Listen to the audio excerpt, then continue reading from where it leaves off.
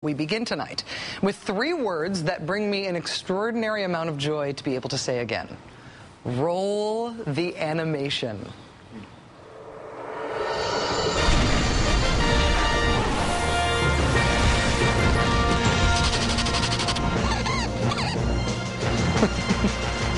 Yes, it's that time of year again. We are now precisely 2 weeks away from election 2009, when voters across very specific parts of the country will take to the polls to vote in some local and statewide elections. And some of these elections have gained national attention, like the very highly anticipated governor's races in New Jersey and Virginia. For the country as a whole, these races are important to the extent that they are bellwethers, real-world indicators of what's going on in American politics. And if today's crazy news about one of these bellwether races is anything to go by, what's going on right now in American politics is absolute chaos on one side of the political spectrum. The race in question is to replace the upstate New York Republican Congressman John McHugh. John McHugh needs to be replaced because he's been appointed by President Obama to be the new Secretary of the Army. Mr. McHugh's district is described by the local paper there as one of the most reliably Republican seats in the nation. Parts of the district haven't been represented by a Democrat since before the Civil War, when Democrat Francis Spinner was elected all the way back in 1854.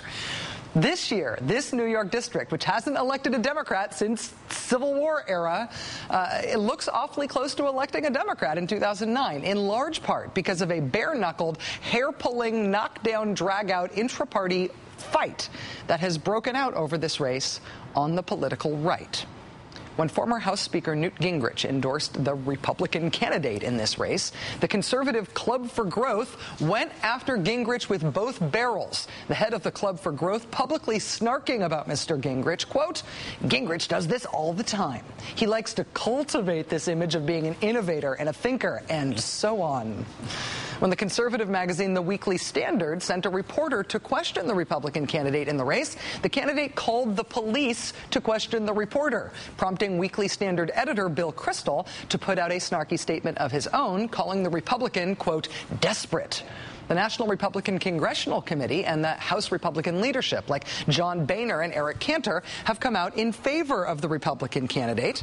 The Republican Party has spent more than $300,000 in this race on her behalf. That caused Republican columnist Michelle Malkin to tell her readers, quote, "If you have given to the National Republican Congressional Committee, the Republican National Committee, or Newt Gingrich under the impression that they are using the money to support conservatism, you might want to ask for your money back."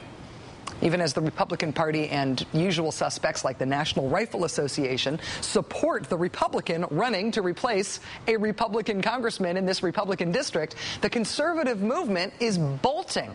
They are instead supporting a candidate who's running on the Conservative Party ticket. He's even got Tea Party support in the form of an endorsement from former lobbyist Dick Armey. And the split isn't just between elected Republicans and the conservative movement. Even as the House Republican leadership endorses and funds the Republican candidate in this race, other ambitious elected House Republicans, people like Mike Pence, who appears to want to run for president, and Tom Price of Georgia, they have refused to back the Republican candidate.